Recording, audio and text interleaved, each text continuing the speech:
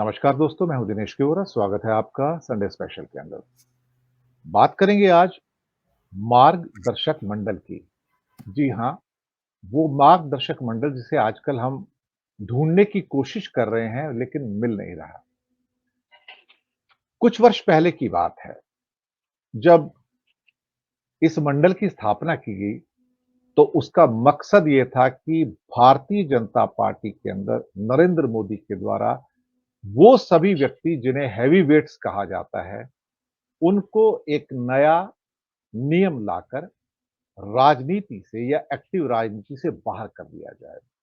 Of course Modi ji जिस सीढ़ी का इस्तेमाल करते हैं, वो हमेशा उस सीढ़ी को तोड़ दिया करते हैं, ये उनकी आदत है। तब मोदी जी यंग थे, इतने बूढ़े नहीं हुए थे, अब 74 साल के हैं तो। लेकिन तब उसी सीढ़ी की बदौलत या उसी नियम की बदौलत आडवाणी, मुरली मनोहर जोशी, यशवंत सिन्हा और फिर बाद में एक दिन ख्याल आया तो और भी बाकी हैं, येडियुरप्पा, फिर ईश्वरप्पा, फिर कुछ और व्यक्ति भी। और ये कहा गया कि ये सब 75 नहीं है, 70 और 75 के बीच में जैसे-जैसे आप अयोग्य होते चले जाएँगे, हम समझेंगे आपको बाहर करते चले जाएँगे और आप जाइए एक्टिव राजनीति से मुक्ति पा लीजिएगा। तो काफ़ी लोगों को मुक्ति दे दी उन्होंने। इसको इस रूप में देखिए कि ये मकड़ी का जाला होता है। मकड़ी अपना जाला बुनती है। बुनती दूसरे के लिए है, ट्रैप। लेकिन एक दिन उसे महसूस होता है कि ट्रैप पूरा होता है, उसमें खुद ही फँस गई हूँ उसके अंदर। मोदी जी का वक़्त तब 64 वर्ष का था, आज 74 वर्ष का है।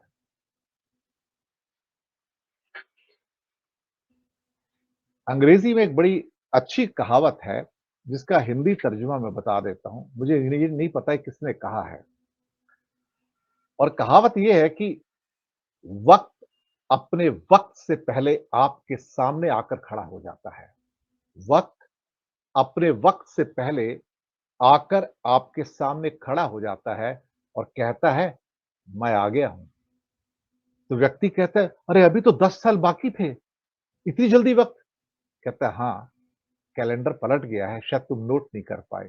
तुम सरकारों को पलटते रहे, तुम मंत्रियों को पलटते रहे, लेकिन भूल गए कि समय, मैं यानी कि वक़्त तुम्हारा कैलेंडर भी पलट रहा था और अब तुम उसी मोड़ पर आकर खड़े हो गए हो, जिस नियम को तुमने बनाया था मार्गदर्शक मंडल। अरे नहीं, ऐसा नहीं हो सकता, ये आप क्या कह रहे हो? मैं बूढ़ा कैसे हो सकता हूँ? लेकिन कहते हैं ना कि वक़्त के सफ़े जब पलटते हैं, तो फिर वो पीछे नहीं मुड़ते।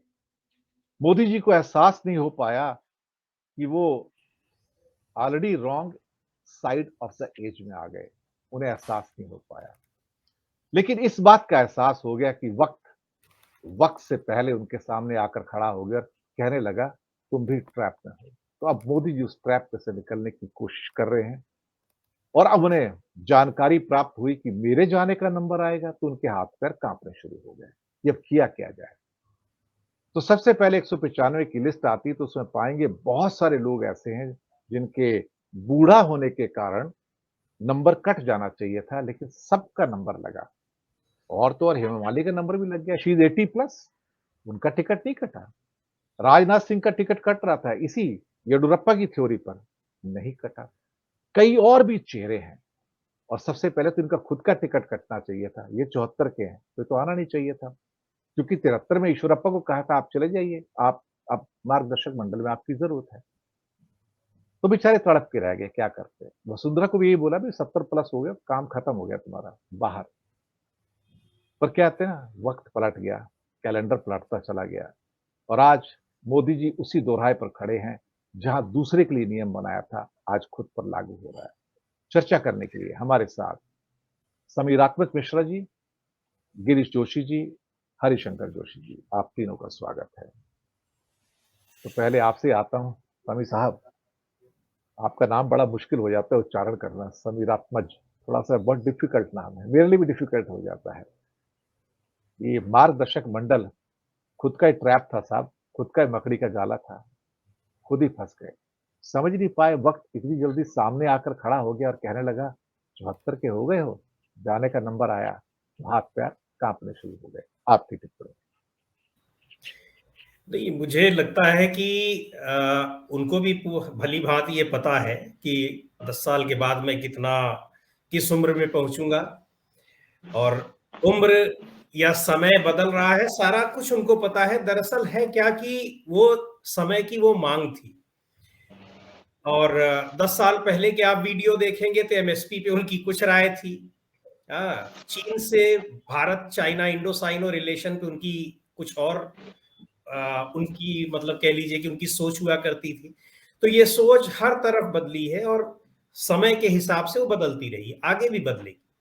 उस समय क्या था कि एक बहुत बड़ा नारा हमने अपने बचपन से ही सुना था, और 3 बड़े नेताओं का जिक्र होता था बीजेपी में। हालांकि उसके पहले भी और भी बड़े बड़े नेता रहे, लेकिन जब से हमने राजनीति के बारे में समझना शुरू किया 90 के दशक से, कि भाजपा की है 3 धरोहर, अटल, आडवाणी, मुरली मनोहर, ये नारा बड़ा गूंजा करता था पहले, और मंदिर आंदोलन के समय में भी। उसी समय से हम लोग थोड़ा राजनीति जानने लगे।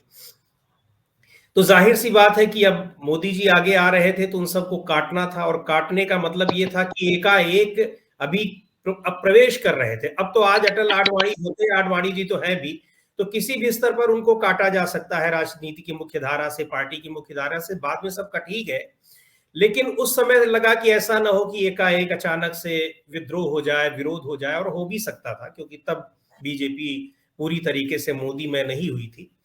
उस समय फिर ये हुआ कि नहीं, ठीक है, इन लोगों को मार्गदर्शक मंडल में डाल दिया जाए। और पहले 2014 में 2 मार्गदर्शक मंडल के 2 लोगों को टिकट भी मिले।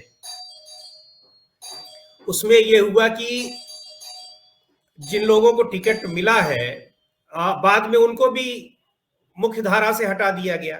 तो जब समय की जो मांग थी तो उस पर किया गया। आपने ये देखा कि उसके बाद ही जब केरल में पिछला विधानसभा चुनाव लड़ना था, तो करीब करीब 90 साल के श्रीधरन साहब को, जिनका पॉलिटिक्स में कोई कह लीजिए कि कोई अनुभव नहीं था, कोई दिलचस्पी भी नहीं थी, उनको वहां पे मुख्यमंत्री कैंडिडेट घोषित कर दिया गया।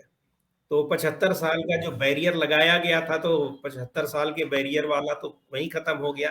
कई सारे उदाहरण, कई आपने खुद ही दे दिए कि उन जगहों पर जहां जरूरत रही वहां पर उनको लाया गया, और जहां नहीं जरूरत रही तो उनको 75 से पहले भी गायब कर दिया गया। शिवराज सिंह चौहान बहुत बढ़िया उदाहरण। अब यही तो लगा होगा ना कि वो मुख्यमंत्री की कुर्सी संभालने लायक नहीं, उनकी उम्र हो गई है, या फिर वो इतने अलोकप्रिय हो गए हैं।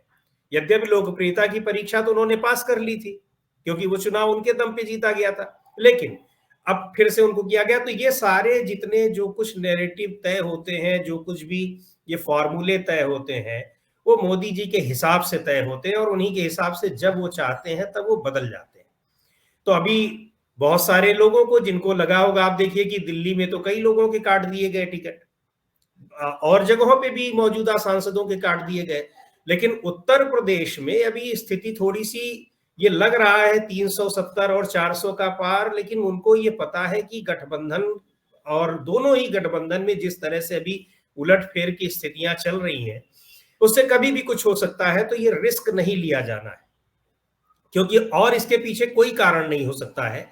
बहुत से ऐसे लोग हैं जिनको खुद बीजेपी की अपनी जो एक कह लीजिए कि उनका इंटरनल सर्वे है, इंटरनल सर्वे हमने देखा तो नहीं है, लेकिन बीजेपी के लोगों ने बहुत कह लीजिए कि जिम्मेदार लोगों ने खुद बताया है कि उनके अपने इंटरनल सर्वे में 30-35 सांसदों का फीडबैक बहुत ही निगेटिव है।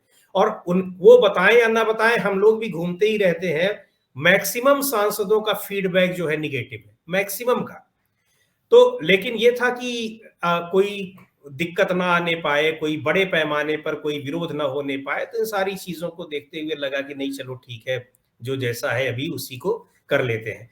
हालांकि अभी फिर ये हो रहा है कि जो बचे हुए सांसद हैं और उनमें जितनी सीटें बीजेपी को मिलेंगी, अभी उसमें भी परिवर्तन हो सकता है, पर ये देखने वाली बात है। तो कुल मिलाकर के ये जो पैरामीटर तय कर किया जा रहा है बीजेपी में पिछले 10 साल से, वो उस हिसाब से तय किया जा रहा है कि मोदी जी क्या चाहते हैं। और पैरामीटर तय हो गया और वो उनके हिसाब से फिट नहीं बैठ रहा है, तो वो पैरामीटर कभी भी चेंज किया जा सकता है। ये भी स्पष्ट रूप से वो दिखाते चल रहे हैं लोगों को। अब एक चीज और भी, अभी ताजा तरीन उदाहरण भी देख लीजिए आप, मान सम्मान वाली बात भी, कि अपने 2 नेता, अपने वरिष्ठ नेता, राजनाथ सिंह का तो राजनीतिक अनुभव मुझे लगता है कि नरेंद्र मोदी जी से बहुत ज्यादा बड़ा है।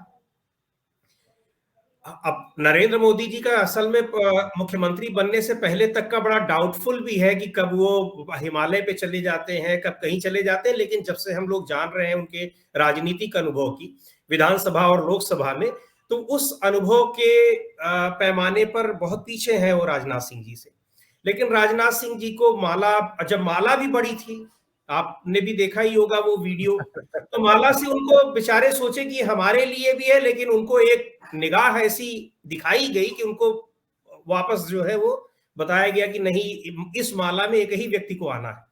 पर आपने देखा कि बिहार में वही उसी माला में जबरदस्ती नीतीश कुमार जी को घसीट करके वो लाए। अगर ये कहा जी, जाए कि एक माला में वो अकेले आते हैं, तो ये पैरामीटर भी लागू नहीं होता है। जिनको वो चाहते हैं उनको घसीट भी लेते हैं, और जिनको चाहते हैं तो घसीट के बाहर भी करवा देते हैं, उनकी एक निगाह बाहर करवा देती है। तो ये सब वही है कि जब पैरामीटर तय किए जाएंगे उनके हिसाब से, और जब लगेगा कि उनके हिसाब से अब इसमें चेंज करना है, तो बहुत ही कह लीजिए कि एक उसके लिए जो भी शब्द मेरे दिमाग में आ रहे हैं, बहुत अच्छे शब्द वो नहीं है, लेकिन ये कह लीजिए कि बहुत ही उसको किसी भी तरीके से उसको चेंज कर देना है, आप यही समझ लीजिए। तो ये दौर है, और इसका सीधा सा मतलब है कि पार्टी में एक ही व्यक्ति है, और दो भी कई लोग कहते हैं, लेकिन वो दो दूसरा जो होता है वो उसी तरीके से देता है कि राणा की पुतली फिरी नहीं तब तक चेतक मुड़ जाता है टाइप में, कि वो उनकी निगाह देखते रहते हैं कि वो क्या चाहते हैं। तो इसलिए मैं सिर्फ एक कहता हूं कि एक व्यक्ति जो है उसके हिसाब से जो चीजें हैं वही वहां पे चलेंगी। बस दुर्भाग्य की बात है, अफसोस की बात यह है कि कोई व्यक्ति किसी को कितना भी जलील कर दे रहे हैं, किसी को कितना भी नीचे दिखा दे रहे हैं, काट दे रहे हैं, लेकिन कोई उफ नहीं कर रहा है। ये मोदी जी की खूबी है।